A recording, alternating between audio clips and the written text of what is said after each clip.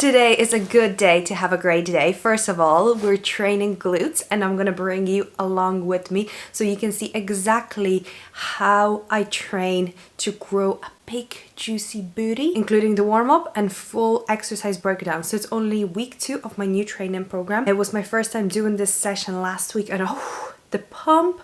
But not only that, I will also share in this video 5 mistakes that I made when I was trying to grow my glutes and things that you should watch out for if you're frustrated with seeing no progress in your glute growth. So stay tuned and let's go fucking train. I have about 10 layers on me because it's absolutely freezing. It was about -6 this morning and this gym is like a warehouse. So before I can actually like warm up, I shall be training in my 10 layers. But we're kicking off with a warm up. I walk to the gym. It's about 10-minute walk, which is so grand, but I get my heart rate up that way. I increase my body temperature. If I wasn't doing that, I would start off with hopping on a cardio machine like a treadmill, cross trainer, a bike for about 5 to 8 minutes to increase that heart rate and get warm, especially on cold days like today. So we're just gonna dive into a dynamic warm-up. My dynamic warm-up consists of dynamic active movements in order to mobilize and activate muscles and joints. So I spend roughly 5 minutes just working the muscle groups that are gonna be used during my workout. And lastly, before I get into the actual workout, I do warm-up sets before my first main exercise. First exercise is hip thrusts and I have 4 sets by 8 reps. I usually do in around 120 to 130 kg. So I'm not going to jump into 130 kg hip thrust without first warming up to that exercise. So I take 3 sets to build up to that, starting off with 60, then 80, then 100, and then I am ready to go into my first set of 4. Then I am moving on to a cast hip thrust. The difference between a cast hip thrust and a regular hip thrust is that with a cast hip thrust, you're only going about halfway down. So before my knees start coming towards my chest, I am driving that barbell up and I am keeping the tension in my glutes throughout the whole movement. I am using one of my resistance bands here to make it that bit extra challenging. I'm gonna link the resistance bands down below if you want to check them out. Next up is a wide stance RDL. So it's just like a regular dumbbell RDL, except I'm using one dumbbell and my stance is wider than shoulder width apart. So instead of bending over and bending my back, I'm actually pushing my hips back as far as I can and pushing the glutes out to the wall behind me while keeping my back super straight. This is my first time having this exercise in my program and oh my god, I could really feel it in my glutes. I absolutely loved it. Cable step-ups. I've recently changed from using dumbbells to cables when doing the step-ups and I'm really enjoying the setup. There's 3 main things that you need to focus on if you want to emphasize your glutes in a step-up, because there's essentially 2 ways you can do them and one will target your glutes more, the other will target your quads more. So in this one, I am keeping my shin as vertical as possible so there is minimum knee bend and that lengthens out my glute. 2, I'm slightly leaning forward, and 3, the back leg, which is not on the box, is only there for support. My second last exercise are tempo sumo squats. What I mean by tempo is essentially the speed at which I do them in. So the slower the tempo, the longer time under tension. Essentially wide stance, wider than shoulder width apart. I have the dumbbell in between both of my feet and I'm lowering down for 3 seconds, holding down for 2 seconds, and then coming up for 1 second. And lastly, I'm on to cable kickbacks. This is an isolation exercise. So the previous 5 exercises were compound exercise. The difference between them is that compound exercises use multiple muscle groups, whereas isolation just focus on isolating one muscle group, which are the glutes here. I'm using a box to step on because that gives me more range of motion and means I'm not having to bend my knee, and it just allows me to smoothly move it backward and forward. And we are done. 1 hour, 16 minutes. Usually takes me about an hour. It took me a little longer because I was filming and also there was like a class going on, so I had to like move my whole hip thrust setup. But I usually try to keep my workouts to about an hour. Enough. 5 to 6 exercises in and out within 60 minutes, and you can get fucking amazing results in literally 3 or 4 hours per week. So if you've been putting off going to the gym or using the excuse that you don't have time, try and allocate 3 to 4 hours in your week. Sometimes I think we get overwhelmed, and what I used to believe is that I just simply didn't have enough time to dedicate into like building a body that I'm proud of, building up my confidence through like pushing myself outside of my comfort zone to go to the gym. And I could never achieve like those like shaped beachy glutes that I often seen on like Instagram, on YouTube, until I realized how little time you actually need when you have the right structure and the right workout plan and know what you're doing. This is your sign to stop putting it off and go fucking after it. The first mistake that I made when trying to grow my glutes is thinking that using resistance bands is what's going to get me big ass shells. And this is coming from somebody that owns a gym accessory brand. I sell my own resistance bands, and I am still not out here advocating resistant bands as what actually got me my glutes. I truly believe that resistant bands have a role to play, otherwise I wouldn't be out there selling them. They can be great for activating your glutes. They are also amazing if you're limited to only doing home workouts and you don't necessarily have either the finances to spend on equipment, because gym equipment is expensive, or you just don't have the access to be able to get to a gym. Another use for resistant bands is when you're traveling, because you might be moving around, you might not have access to a gym, and you definitely are not going to be packing a whole gym in a suitcase with you. Well, I would hope not. Maybe some people do. I don't know. Regardless, you can just pack a resistant band with you and it will just add that extra challenge. It will make the workouts that little bit more challenging. If you do have access to a gym, if you do have access to weights, then this is what is actually going to get you to grow your glutes. It's going in and using weights over time.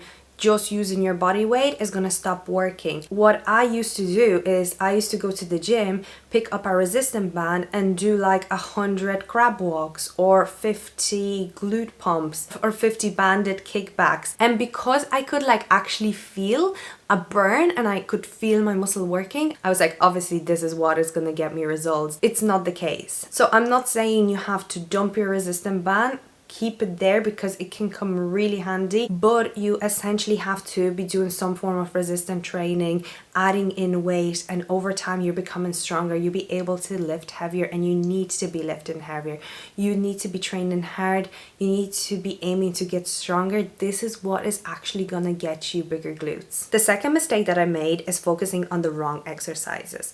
Exercises like the leg press, like walking lunges, leg extension, these are all amazing exercises to grow your lower body, but they don't necessarily focus on your glutes. They do not have the highest glute engagement. The exercises that you should be focusing on when your primary goal is to grow your glutes is to stop doing so much squats, leg pressing, leg extension, and focus on exercises that work your glutes in the shortened and lengthened position. So in the shortened position, you have exercises like the hip thrust, glute focus hyperextension, kickbacks. In the lengthened position, you have RDLs, good morning, glute focused reverse lunges, like deficit reverse lunges, cable step ups, dumbbell step ups. The mistake I made again is thinking like, oh, if I just be doing squats and leg press, because these are essentially lower body exercises, that these exercises are going to help me grow my glutes. And then I was getting frustrated because what was growing was my quads and I wasn't actually seeing that much of glute growth. The third mistake that I made was doing too much exercises, too much volume. I used to go into the gym with 10 or 12 different exercises targeting my glutes and my lower body.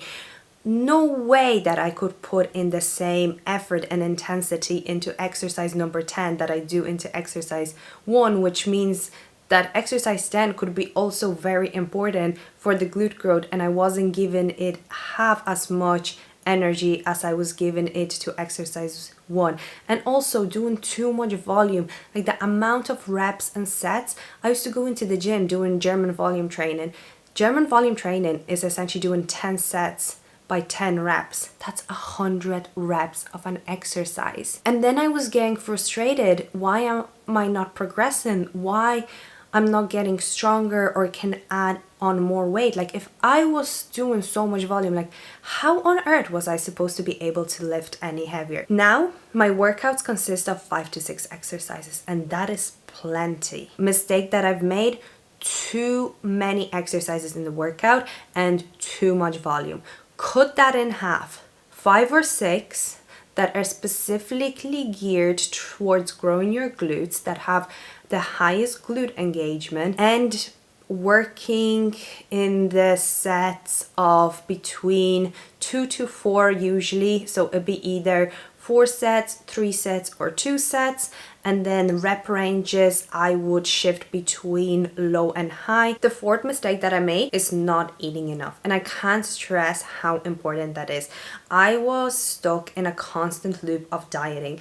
Any time that I was like, okay, I think I need to eat more, I would get uncomfortable, and then I'd be like, right, let's start a diet again. You got to get uncomfortable. You have to get outside of your comfort zone. Focus on what you actually want. Do you want to remain like lean and shredded, or do you actually want to focus on growth, getting stronger, growing those big juicy glutes? You need that energy that will come from food to be able to put intensity in your training, because if you're always depriving yourself of the fuel that it needs, then you're not giving your muscles anything to work with. How you get bigger and stronger glutes is in the recovery process. What happens during training? You're breaking down tiny muscle fibers.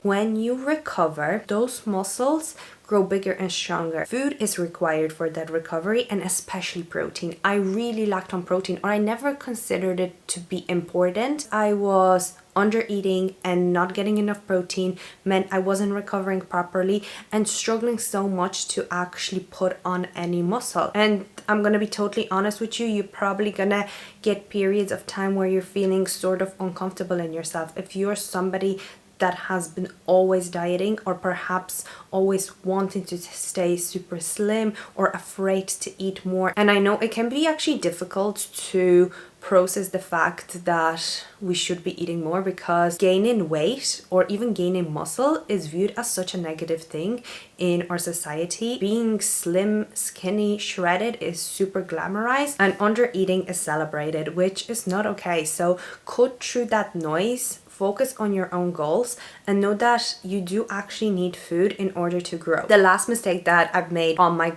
glute growing journey, and you know what, there's probably more mistakes, is being impatient. Putting on muscle takes time. Our glutes are the biggest muscle group in our body, and it will take months, sometimes even years. Anytime that I would start a program and I wouldn't see results, I would give up and I would go back to like dieting. Or when I got a bit uncomfortable in my body, I reverted to my old habits, and I would switch things up way too often.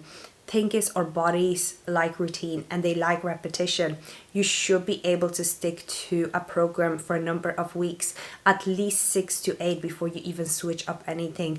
I know you might be getting bored, but maybe that's because you're not tracking your workouts, you're not actually aiming to progress in your exercises. Like, you shouldn't be getting bored when you see yourself even moving up in like incremental weights and getting a little bit stronger. If you really want to grow your glutes, just commit to doing it for a number of months, and I promise you, you will get there. It's just being patient and just shutting off that negative voice in your head that's telling you like, oh, this must not be working, we maybe have to try something else. No, you don't. You shouldn't be second guessing yourself. Get yourself a proper program, get yourself a coach.